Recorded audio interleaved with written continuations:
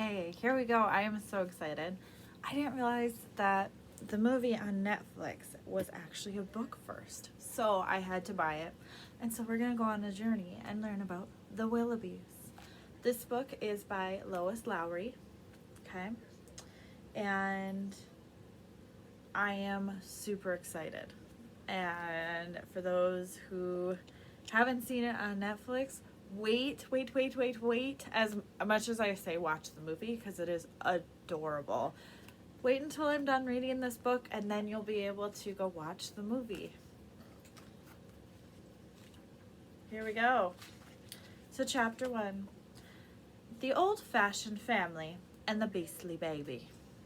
I don't know where the accent's coming from, but it feels like it's a good accent to read this book in. Once upon a time, there was a family named Willoughby, an old-fashioned type of family with 4 children. The eldest was a boy named Timothy. He was 12. Barnaby and Barnaby were 10-year-old twins, and no one could tell them apart, and it was even more confusing because they had the same name. So they were known as Barnaby A and Barnaby B. Most people, including their parents, shortened this to A and B, and many were unaware that the twins even had names. There was also a girl, a timid, pretty little thing with eyeglasses and bangs, and she was the youngest, just 6 and a half, and her name was Jane. They lived in a tall, thin house in an ordinary city, and they did the kinds of things that children in old-fashioned stories do. They went to school and to the seashore, and they had birthday parties, and occasionally they were taken to the circus or the zoo. Although they did not care much for either, excepting the elephants. Their father, an impatient and irrespectable man, went to work at the bank each day, carrying a briefcase and an umbrella, even if it was not raining. Their mother, who was an indolent and ill-tempered, did not go to work. Wearing a pearl necklace, she grudgingly prepared the meals.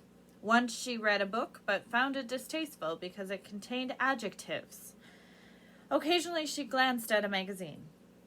The Willoughby parents frequently forgot that they had children and became quite irritable when they were reminded of it.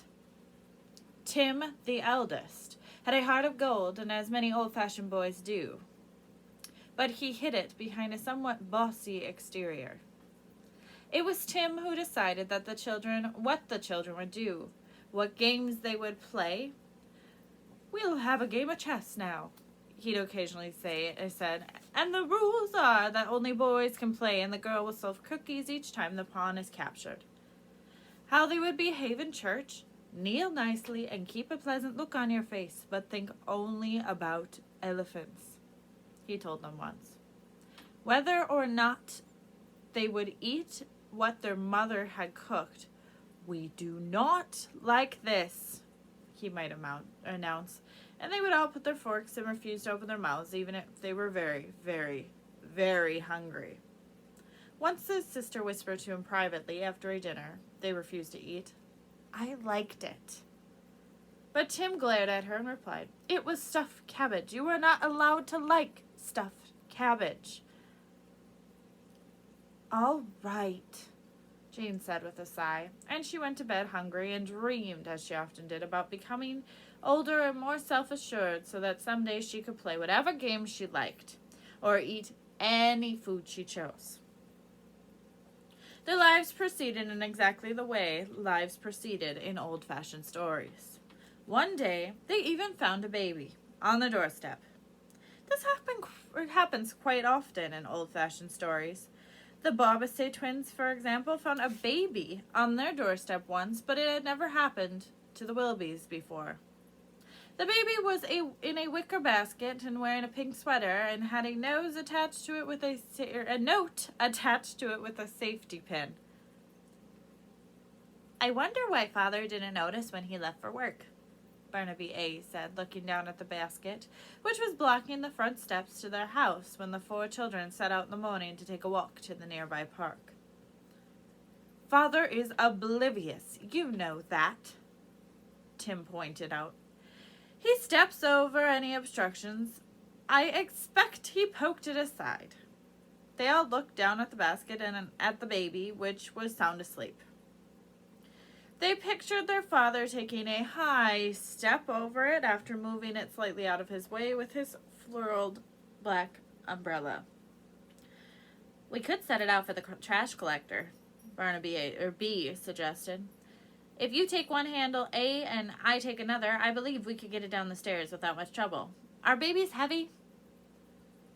Please, could we read the note? Asked Jane, trying to use the self-assured voice that she'd practiced in the secret. The note was folded over so that the writing could not be seen. I don't think it's necessary, Tim replied. I believe we should, B said. It could possibly say something important. Perhaps there was a reward for finding the baby, Barnaby A suggested. Or it might be the ransom note. You dolt, Tim said to him. Ransom notes are sent out by ones who have the baby. Maybe we could send one then, said Barnaby A. Perhaps it is the baby's name, said Jane. Jane was very interested in names because she had always felt she had an inadequate one, with too few syllables. I would like to know its name. The baby stirred and opened its eyes. I suppose the note might give instructions about babies, Tim said, peering down at it. It might say where to put them if you find one. The baby began to whimper, and then very quickly the whimper changed to a yowl. Or, said Barnaby B, holding his ears. How to keep them from screeching. If the note doesn't tell the name, may I name it? Jane asked. What would you name it? Barnaby asked with interest. Jane frowned. Something with 3 syllables, I think. Babies deserve 3 syllables. Brittany? Barnaby A asked. Possibly. Madonna, Barnaby B suggested.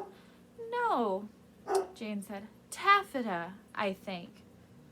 By now the baby was waving its fists, kicking its chubby legs, and crying loudly. The Willoughbys' cat appeared at the front door, gazed briefly down at the basket, twitched its whiskers, and then dashed back inside as if it was made nervous by the sound. The baby did sound a bit like a yowling kitten. Perhaps that was why.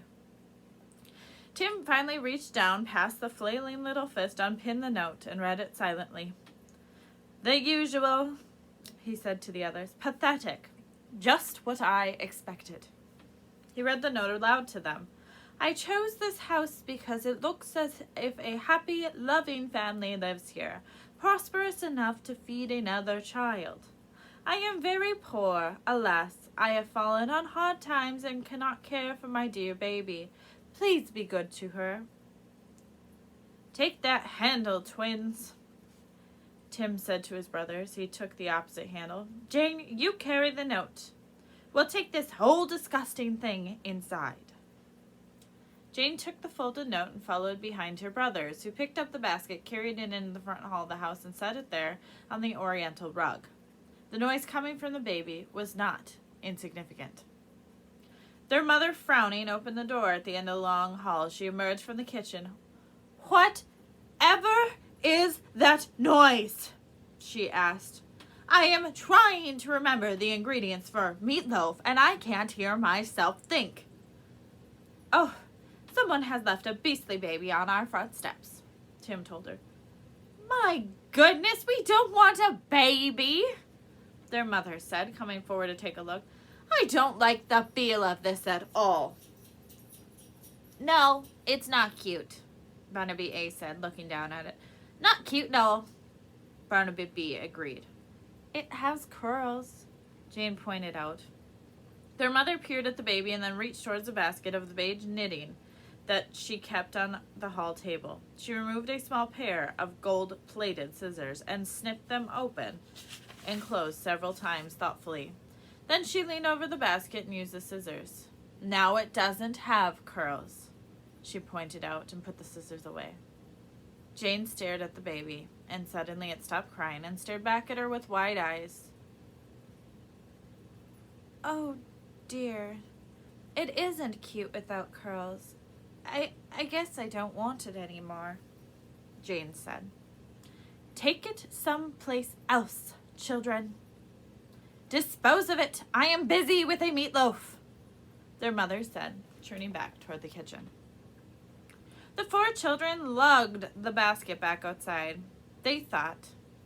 They discussed the problem. It was Barnaby, actually, who came up with the plan, which he explained to Tim, since he made all the decisions for the group. Fetch the wagon, Tim commanded. The twins got their wagon from where it was kept, along with bicycles, under the stoop of the house. The boys set the basket inside the wagon while their sister watched. Then, taking turns pulling the handle of the wagon, they transported the baby in its basket down the block across the river, waiting carefully for the light, and for 2 more blocks and around the corner to the west, going some distance farther until reaching their destination. They finally stopped in front of a very forbidding house that was known as the Melanoff Mansion. The gentleman who lived there was a millionaire, maybe even a billionaire, but he never came out. He stayed indoors with the moldy curtains drawn, counting his money and feeling hostile. As with Scrooge from another old-fashioned story, tragic events in his past had caused him to lose interest in life. The mansion was much larger than the other houses in the neighborhood, but it was unkempt. A wrought iron fence around its yard was tilted and twisted in places, and the yard itself was cluttered with pieces of discarded furniture. Some windows were broken and boarded over, and a thin cat scratched itself and meowed on the porch. Wait, said Tim when his brother began to push open the front gate. I need to add the note.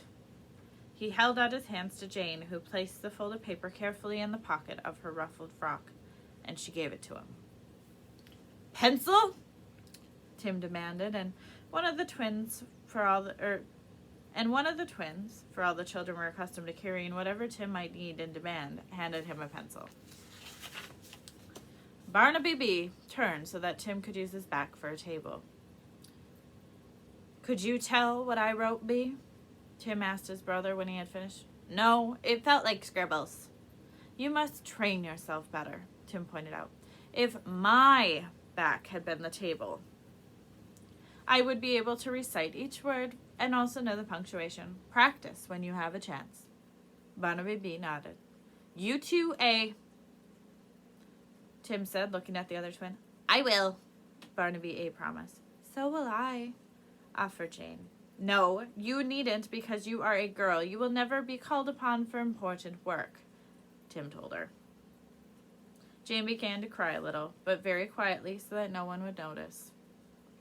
She vowed through her quiet little tears that one day she would prove Tim wrong. Here is what I wrote, Tim told them, holding up the note, and he read it aloud. P.S. If there is any reward to be had for this beastly baby, it should go to the Willoughbys. The other children nodded. They thought the P.S. was a good idea. You might say must instead of should, Barnaby B. proposed. Good idea, B. Turn around. Barnaby B. turned, and Tim used his back for a table again, erasing one word and replacing it with another, which Barnaby B. could feel him underline. Then Tim read it aloud. If there is any reward had for this beastly baby, it must go to the Willoughbys. He folded the note, leaned down toward the basket, and then he paused. Turn again, B. He commanded, and after his brother turned to make a table of his back one more time, Tim wrote an additional sentence. He folded the note, pinned it to the baby's sweater. Get the gate, Jane, Tim said, and she pulled it open. Now 1, 2, 3, hoist! Together the boys lifted the basket containing the baby from the wagon. They carried it to the sagging, dusting porch of the mansion where they left it there. The Willoughbys walked home. What did you add to the note at the end, Tim? Another P.S. What did it say, Tim? Asked Barnaby B. It said her name is Ruth. Jane pouted. Why?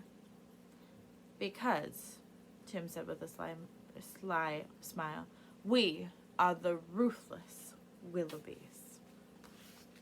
That was chapter 1 of Lois Lowry's The Willoughbys. Stay tuned for chapter 2.